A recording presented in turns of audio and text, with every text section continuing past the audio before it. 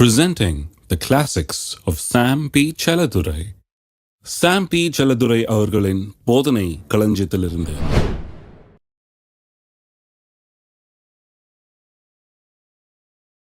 விசுவாசியின் அதிகாரத்தை குறித்து பேசி வருகிறோம். விசுவாசிக்கு எப்படிப்பட்ட அதிகாரம் கொடுக்கப்பட்டிருக்கிறது என்பதை குறித்தெல்லாம் நிறைய காரியங்களை சொன்னேன்.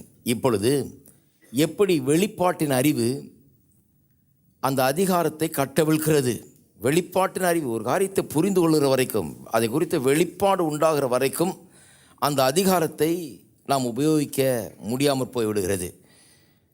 சில காரியங்களை நாம் புரிந்து கொள்ளும்போது இது என்னுடையது, இது எனக்காக கொடுக்கப்பட்டிருக்கிறது, இது என்னுடைய உரிமை, என்னுடைய ஸ்லாக்கியம் என்று விளங்கும் போது தான் நாம் என்ன பண்ணுகிறோம், உரிமைகளை கோர ஆரம்பிக்கிறோம், உரிமை பாராட்ட ஆரம்பிக்கிறோம், சொந்தம் பாராட்ட ஆரம்பிக்கிறோம். அதுதான் அதிகாரம். அதிகாரம் என்பது இதோடு இணைக்கப்பட்டிருக்கிறது. எதோடு? இந்த வெளிப்பாட்டின் அறிவோடு இணைக்கப்பட்டிருக்கிறது. அநேக விசுவாசிகள் இன்றைக்கு அவர்கள் தங்களுடைய அதிகாரத்தை ஏன் பயன்படுத்துவதில்லை என்று சொன்னால், அவர்களுக்கு சில சத்தியங்கள் தெளிவாக விளங்கவில்லை. சில பிரசங்கங்களை கேட்டிருக்கிறார்கள், சில சத்தியங்கள் விளங்க தான் செய்யுது. ஆனாலும் சில முக்கியமான காரியங்கள் அவர்களுக்கு ரொம்ப தெளிவாக விளங்காதனால, இது என்னுடையது தான், இது நிச்சயமாக என்னுடையது, எனக்கு தெரியும், இது 1000 பேர் சொன்னாலும் நான் அதை ஏற்றுக்கொள்ள மாட்டேன், இது என்னுடையதான் என்று சொல்லி அந்த விதத்தில் அவர்கள் அதிகாரப்பூர்வமாக தங்களுக்கு சொந்தமானதை சொந்தம் பாராட்டுவது கிடையாது. ஆகவே அதிகாரத்துக்கு ரொம்ப முக்கியமான ஒரு காரியம் என்ன? வெளிப்பாட்டின் அறிவு. திருப்பவும் யோவான் 16ஆம் அதிகாரத்துக்கு. இந்த வெளிப்பாட்டை தரும்படியாகவே தேவன் தம்முடைய ஆவியானவரை இங்கே அனுப்பியிருக்கிறார். இந்த வெளிப்பாடு ரொம்ப முக்கியம் பாருங்கள். ஏனென்றால் தேவன் நமக்காக என்ன வைத்திருக்கிறாரோ அதில் எல்லாவற்றிலும் நாம் வாழ வேண்டும், முழுமையாக அதை அனுபவிக்க வேண்டும், முழுமையாக அதை பெற்றுக்கொள்ள வேண்டும் என்பது தேவனுடைய பெரிய விருப்பமாக இருக்கிறது. நீங்கள் நிறைய வச்சுருந்தீங்கன்னா உங்கள் பிள்ளைகள் அதையெல்லாம் அனுபவிக்க வேணும் என்று விரும்புவீர்கள் இல்லையா?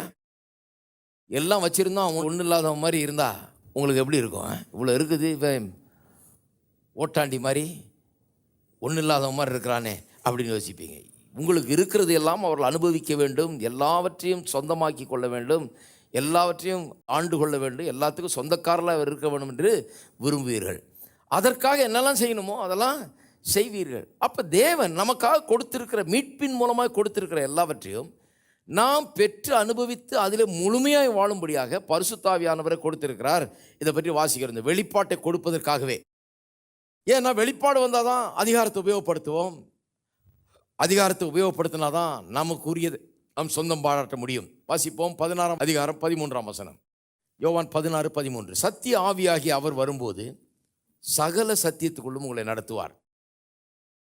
பாருங்க, ஆவியானவருக்கு பேரே என்ன? ஆவியானவர், சத்திய ஆவியானவர். அவருடைய கேரக்டர் அதுதான், அவருடைய பிரதானமான கேரக்டர் அதுதான். அவர் சத்திய ஆவியானவர், அவர் பேர் அதுதான். ஏனென்று சொன்னால் அவர் சகல சத்தியத்துக்குள்ளும், எல்லாரும் சொல்லுங்க சகல சத்தியத்துக்குள்ளும். அப்போ நான் உங்களுக்கு சொல்லுகிறேன், ஆவியானவருக்கு உங்களுடைய வாழ்க்கையில் இடம் கொடுங்கள். ஏனென்றால் அவர் உங்களுக்கு என்ன பண்ணுறாரு? பரிசுத்தாவினாலே சிலருக்கு பயம், அது இந்த பெந்தோஸ்துக்காரங்களுது, அது எனக்கு வேணாம். இல்லை, தரவுங்கள். பரிசுத்தாவியானவருக்கு உங்களுடைய உள்ளங்களில் இடம் கொடுங்கள். ஏனென்று சொன்னால் அவர் உங்களுக்கு தீமை செய்ய வரலை, உங்களுக்கு நன்மை செய்ய வந்திருக்கிறார். உங்களை சகல சத்தியத்துக்குள்ளும் உங்களை நடத்தும்படியாக வந்திருக்கிறார். ஆவியானவருடைய பிரதானமான வேலை அது. ஆகவே ஆவியானவரோடு ஐக்கியம் கொள்ளுங்கள், ஆவியானவரை உங்களுடைய ஒரு பார்ட்னரை போல எண்ணுங்கள், ஆவியானவரை உங்களுக்கு உதவுகிறவராக எண்ணுங்கள், அவருடைய ஐக்கியத்தை நாடுங்கள், அவரோட நேரத்தை செலவழியுங்கள். ஏன்னு சொன்னால் சகல சத்தியத்துக்குள்ளும். பாருங்கள், அவரோட நேரத்தை செலவழிக்கலாம். அவர் எப்படி சகல சத்தியத்துக்குள்ளும் நடத்த முடியும்? ஒவ்வொரு முறை வேத வசனத்தை திறக்கும் போதும் அவர் உங்களை அந்த சத்தியத்துக்குள்ள நடத்தும்படியாக இடத்தை கொடுங்கள். சகல சத்தியத்துக்குள்ளும் உங்களை நடத்துவார். எல்லாம் சொல்லுவோம் சகல சத்தியத்துக்குள்ளும். அப்போ உங்களுக்கு தெரியாத காரியமே இருக்க முடியாது. ஏனென்று சொன்னால் படிப்படியாக எல்லா சத்தியத்துக்குள்ளும் உங்களை நடத்தும்படியாக தான் தேவ ஆவியானவர் வந்திருக்கிறார். அப்போ பாருங்கள், அவர் தம்முடைய சுயமாய் பேசாமல் தாம் கேள்விப்பட்ட யாவைகளையும் சொல்லி வரப்போகிற காரியங்களை உங்களுக்கு அறிவிப்பார். அவர் என்னுடையதிலிருந்து எடுத்து உங்களுக்கு அறிவிப்பதனால் என்னை மகிமைப்படுத்துவார். அவர் எதை வெளிப்படுத்துகிறார்? இயேசு கிறிஸ்துவிலிருந்து எடுத்து, என்னுடையதிலிருந்து எடுத்து இயேசு சொல்கிறார். அப்படின்னா எனக்குரியதிலிருந்து எடுத்து உங்களுக்கு அறிவிக்க போகிறார். பேதுரு பெற்ற வெளிப்பாடு என்ன? இயேசு யார் என்பதை குறித்த வெளிப்பாடு, இயேசுவை குறித்த வெளிப்பாடு. உடனே அதை பெற்ற உடனே தான் அங்கே சொல்லுகிறார், நீ பாக்கியவான் என்று இயேசு சொல்லுகிறார். இங்கே ஆவியானவர் எதுக்காக வந்திருக்கிறார்? சகல சத்தியத்துக்குள்ள நடத்த. அவர் எப்படி சகல சத்தியத்துக்குள்ள நடத்துகிறார்? அவர் கிறிஸ்துவனுடைய இதிலிருந்து எடுத்து, பேதுரு இயேசு தேவனுடைய குமாரன் என்று வெளிப்பாட பெற்றானே, அதுபோல பல காரியங்களை கிறிஸ்துவை குறித்து நாம் அறிந்து கொள்ளும்படியாக, கிறிஸ்துவுக்குள்ளே என்னவெல்லாம் இருக்கிறது, கிறிஸ்துவ மூலமாக என்னவெல்லாம் உண்டாயிருக்கிறது, மீட்பின் மூலமாக என்னவெல்லாம் உண்டாயிருக்கிறது என்பதை நமக்கு வெளிப்படுத்தி காண்பிக்கும்படியாக, அவருடையதிலிருந்து எடுத்து நமக்கு அறிவிக்கும்படியாக அவர் வந்திருக்கிறார். இங்கே பாருங்க, அடுத்தது பாருங்க, பிதாவினுடையவைகள் யாவும் என்னுடையவைகள். எல்லாம் சொல்லுங்க, பிதாவினுடைய யாவும் என்னுடையவைகள். யார் சொன்னது இது? இயேசு சொல்றார். அது சொல்றாரு, என்னவெல்லாம் பிதா உடையதாக இருக்கிறதோ அதெல்லாம் என்னுடையது. எத்தனை பேர் விசுவாசிக்கிறீங்க? தேவனுக்கு சொந்தமான எல்லாம் இயேசுவுக்கு சொந்தமானது.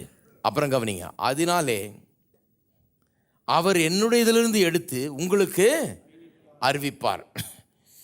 பிதாவினுடையதெல்லாம் அவருடையதாக இருக்கிறது, அதனாலே ஆனபடினாலே அவர் என்னுடையதிலிருந்து எடுத்து உங்களுக்கு அறிவிப்பார். கொஞ்சம் யோசித்து பார்க்கணும். எல்லாம் பிதாவினுடையதெல்லாம் இயேசுவுக்கு சொந்தம். பரிசுத்தாவியானவர் ஏன் வந்தார்? அவருடையதிலிருந்து எடுத்து, அதாவது எல்லாமே அவருடையது தான். பிதாவினுடையதெல்லாம் இயேசுனுடையது, அவருடையதிலிருந்து எடுத்து நமக்கு அறிவிக்கும்படியாக வந்திருக்கிறார். எதுக்கு அவருடையதிலிருந்து எடுத்து நமக்கு அறிவிக்க போகிறார்? கொஞ்சம் யோசித்து பாருங்கள். இதெல்லாம் கொஞ்சம் ஆழமாக யோசிக்கணும். அவருக்கு நிறைய கொடுத்துருக்கிறார் பிதா. இயேசுவுக்கு எல்லாம் சொந்தம், பிதாவுடையதெல்லாம் இயேசுவுக்கு சொந்தம். அவருடையதிலிருந்து நமக்கு, அவருக்கு இதெல்லாம் இருக்குது, இதெல்லாம் இருக்குது, அது இதுன்னு பெரிய லிஸ்ட்டு போட்டு இவருக்கு என்னெல்லாம் இருக்குதுன்னு காமிச்சு அதை நாம் அறிந்துட்டு அவருக்கு என்னெல்லாம் உண்டாயிருக்குதுன்றதுனால கர்த்தரை ஸ்தோத்திரிக்கிறதுக்கா? நான் உங்களுக்கு சொல்லுகிறேன், அவருக்கு என்னெல்லாம் உண்டாயிருக்கிறது என்கிறதை காண்பிக்கிறதுக்காக அல்ல. அவருக்கு உண்டாயிருக்கிறதெல்லாம் அவர் நமக்குள்ளே இருக்கிறபடினாலே, நாம் அவருக்குள்ளே இருக்கிறபடினாலே, நாம் அவருக்குள்ளே இருக்கிறபடினாலே நம்முடையதாகவும் இருக்கிறது. ஆகவே தான் நமக்கு அதை எல்லாத்தையும் எடுத்து சொல்கிறார். ஹலோ, அப்போ எல்லாம் இயேசுனுடையதுன்னு சொன்னால் நிறைய கிறிஸ்தவங்க அப்படி தான் இருக்காங்க பாருங்கள். எல்லாம் இயேசுனுடைய, அவர்கிட்ட எல்லாம் இருக்குதுங்க. அவர் பெரியவர், அவர் நல்லவர், அவர் மகத்துவமானவர், அவர் இது. அப்போ நீங்கள் என்னங்க? நான் ஒன்றும் இல்லைங்க. அந்த லைனில் தான் போகிறாங்க எல்லாரும். அவருடையதிலிருந்து எடுத்து நமக்கு சொல்ல வந்திருக்கிறார். பிதாவுடையதெல்லாம் அவருடையதாக இருக்கிறது அப்படின்னு சொன்னால், அவருடையதெல்லாம் இன்றைக்கு நம்முடையதாக இருக்கிறது. ஏனென்றால் நாம் இன்றைக்கு கிறிஸ்துவுக்குள்ளாக இருக்கிறோம். இருக்கீங்களா? எல்லாரும் சொல்லுங்க, கிறிஸ்துவனுடையது என்னுடையதாக இருக்கிறது. பிதாவினுடையதெல்லாம் கிறிஸ்துவுக்கு சொந்தம், கிறிஸ்துவனுடையதெல்லாம் எனக்கு சொந்தம். அவர் இரண்டாம் ஆதாம், என்னுடைய முன்னோடியாய் அவர் இருக்கிறார். அவருக்கு கொடுக்கப்பட்டதெல்லாம் எனக்கு கொடுக்கப்பட்டிருக்கிறது. அதை அறிவிக்கவே ஆவியானவர் எனக்குள் இருக்கிறார். அப்போ ஒவ்வொரு நாளும் எனக்கு என்ன சொந்தமாக இருக்குது? எனக்கு பிதாவினுடையதெல்லாம் என்னுடையதாக இருக்கிறதுங்க. கிறிஸ்துவின் மூலமாக அதெல்லாம் என்னுடையதாகிவிட்டது. பிதாவுக்கு என்னவெல்லாம் இருக்குதோ அதெல்லாம் எனக்கு இருக்கிறது. அப்போ நான் சொல்லுகிறேன், இந்த இடத்துல ஒரு மனுஷனுக்கு கூட, இந்த இடத்துல இருக்கிற ஒரு மனுஷனுக்கு கூட எந்த குறையும் கிடையாது. பிதாவினுடையது எல்லாம் உங்களுக்கு சொந்தம் தான். உங்களுக்கு என்ன குறை? அப்போ நான் சொல்லுகிறேன், என்ன குறை இருக்குது? ஒரே ஒரு குறை தான் இருக்கலாம், அது தெரியாத குறை. என்னதான் இருக்குதுன்ற அறியாத குறை, புரிந்து கொள்ளாத ஒரு குறை. அதுக்காக தான் பாருங்கள், அப்போஸ்தலனாகிய பவுல் எபேசியர் 1ஆம் அதிகாரத்தில் அவர் என்ன சொல்கிறாரு? உங்களுடைய மனக்கண்கள் திறக்கப்பட வேண்டும். நான் ஜெபம் பண்ணிட்டு இருக்கேன் உங்களுக்கான்றார். என்ன ஜெபம் பண்ணுறாரு? வேலை கிடைக்கணும்னு ஜெபம் பண்ணுறாரா? வேலை கிடைக்குங்க, அது ஒரு பெரிய காரியம் இல்லை. காசு கிடைக்கணும்னு ஜெபம் பண்ணுறாரா? அது கிடைக்கும், அது ஒன்றும் பெரிய பிரச்சனை கிடையாது. சுகம் கிடைக்கணும்னு ஜெபம் பண்ணுறாரு, அது எல்லாம் வச்சுருக்கு உங்களுக்காக. என்ன பிரச்சனை? என்னத்துக்காக ஜெபம் பண்ணுறாரு? எதுக்காகவே அவர் ஜெபம் பண்ணலார்? என்ன சொல்கிறாரு? அவர் தம்முடைய மீட்பின் கிரியினாலே, கல்வாரி சிலுவையின் மூலமாக இந்த உலகத்துக்கு வந்து மரித்து அடக்கம் பண்ணப்பட்டு உயிரோடு எழுந்ததன் மூலமாக நமக்கு என்னவெல்லாம் உண்டாயிருக்கிறது என்பதை நாம் அறிந்து கொள்ளும்படியாக, நம்முடைய மனக்கண்கள் திறக்கப்படும்படியாக நான் வேண்டிக் கொள்கிறேன்னு சொல்கிறார். அதே தான் கொலோசியரில் 1 வாஸ்தவம் இல்லையா? அவர் சொல்லுகிறார், இயேசுவை அறிகிற அறிவு நமக்கு உண்டாயிருக்க வேணும். தேவனுடைய சித்தத்தை அறிகிற அறிவினால், சகல ஞானத்தினாலும் அறிவினாலும் நாம் நிரப்பப்பட வேண்டும். அதான் அவருடைய ஜெபமாக இருக்கிறது. அப்போ என்ன ஜெபம் பண்ணுறாருன்னு பாருங்கள் அப்போஸ்தலனாகிய பவுல். நான் சொல்லுகிறேன், உங்களுக்காக என்ன ஜெபம் பண்ணுறீங்க? நீங்கள் வெறும் எனக்கு காசு தார ஆண்டவரே, எனக்கு அதை தார ஆண்டவரே, இதை தார ஆண்டவரே ஜெபம் பண்ணிருந்தீங்கன்னா உங்களுக்கு இன்னும் என்னென்னு விளங்கலைன்னு அர்த்தம். நீங்கள் எந்த ஸ்டெப், அதுக்கு மேலே ஒரு ஸ்டெப் போயிடணும். ஆண்டவரே, என்னுடைய பொருளாதார ஆசீர்வாதத்துக்குரிய சகல வெளிப்பாட்டையும் எனக்கு நீ தாரும். ஒவ்வொரு நாளும் என்னுடைய கண்கள் திறக்கப்படட்டும். எனக்காக என்ன வைத்திருக்கிறீர்? பொருளாதாரத்தில் எனக்காக, சுகத்தில் நீர் என்ன வைத்திருக்கிறீர்? எனக்காக சந்தோஷம் என்கிற விதத்தில் என்னத்தை வைத்திருக்கிறீர்? குடும்ப நல்வாழ்வில் என்னத்தை வைத்திருக்கிறீர்? இதற்கெல்லாம் என்னுடைய மனக்கண்கள் திறக்கப்படட்டும் ஆண்டவரே. மனக்கண்கள் திறந்தா பாருங்க, அதெல்லாம் ஒன்றும் பிரச்சனையே கிடையாது. சாலமன் கேட்ட மாதிரியே கேளுங்க, கர்த்தரில் பிரியமாக இருக்கிறார். என்ன கேளுங்க? ஞானமுள்ள இருதயத்தை தாரும் ஆண்டவரே. எனக்கு என்னவெல்லாம் முடியும் என்பதை எனக்கு வெளிப்படுத்தி காண்பித்தருளும். எனக்கு எந்த குறையும் இல்லை என்கிறதை என்னுடைய மனக்கண்கள் காணட்டும். என் தேவன் எனக்காக எல்லாத்தையும் செய்திருக்கிறார் என்பதை என்னுடைய உள்ளம், என்னுடைய இருதயம் புரிந்து கொள்ளட்டும்.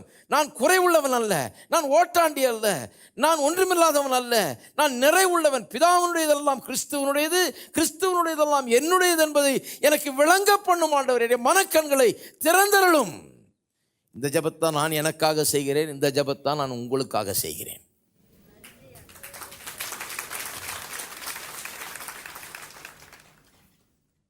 மனக்கண்கள் திறக்கப்பட வேண்டும். இன்றைக்கு சபைகளில் ஒரு குறை இருக்குமானால் அதுதான், மனக்கண்கள் திறக்கப்படாத நிலையில் அநேகர் இருக்கிறார்கள்.